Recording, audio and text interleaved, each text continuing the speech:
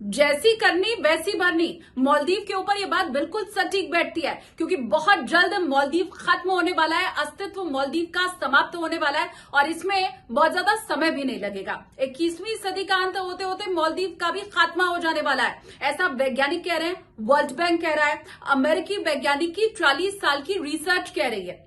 देखिए, दरअसल एक्सपर्ट्स ये मानते हैं कि ग्लोबल वार्मिंग बहुत तेजी के साथ बढ़ रही है और इसीलिए जो ध्रुवीय बर्फ है उसका पिघलना लगातार जारी है और ऐसे में समुद्र के पानी का जो लेवल है वो तेजी के साथ ऊपर आ रहा है।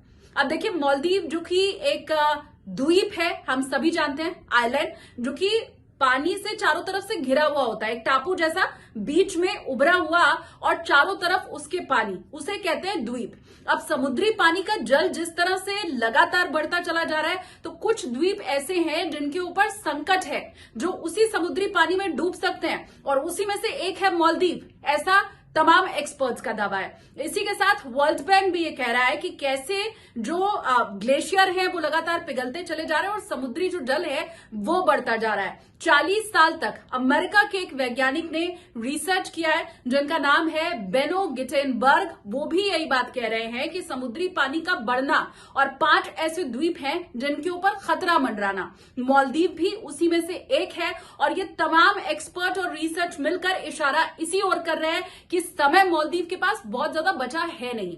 21वीं सदी का अंत होते होते समुद्री जल जिस तरह से बढ़ रहा है वो पूरी तरह से मालदीव को अपनी चपेट में ले लेगा और मालदीव इसमें डूबता चला जाएगा।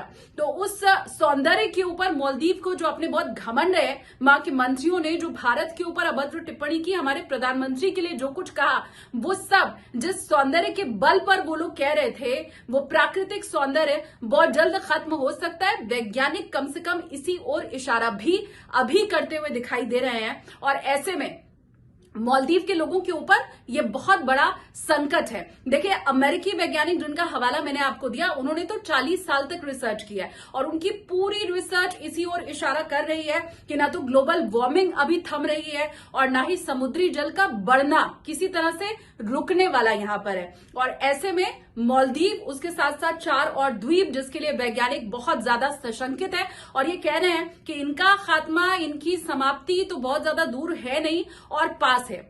लक्षद्वीप और मालदीव, इन्हीं की तुलना के साथ ये पूरा अब जो घटनाक्रम था वो शुरू हुआ, विवाद शुरू हुआ।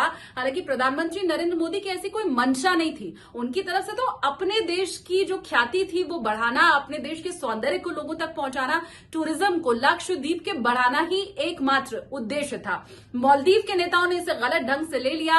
वहां के राष्ट्रपति मोहम्मद मोइज्जू इसे शायद नहीं समझ पाए, उनके मंत्री इसे नहीं समझ पाए और उन्होंने तुलना कर दी लक्षद्वीप और मालदीव की।